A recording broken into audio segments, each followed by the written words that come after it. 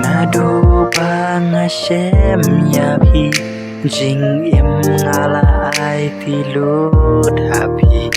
ngaker men pin om shet gela kikular babi clay hanga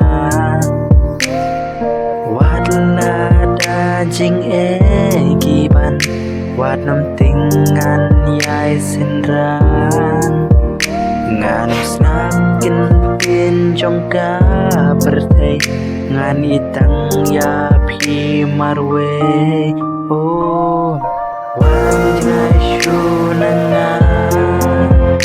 kumba pi kular nado menjua dari leba it yang awatnya nama tang api ngasannya oh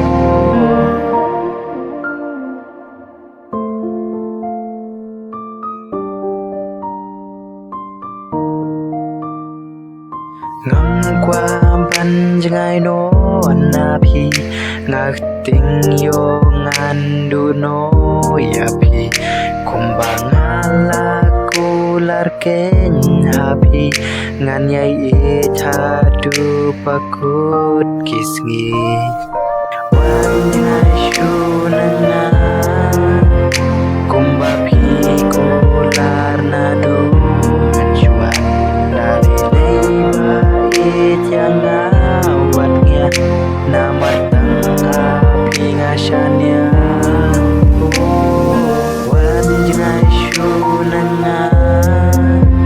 kumba pikular nadu menjua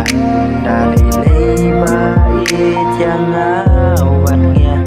nama tangga pingasannya oh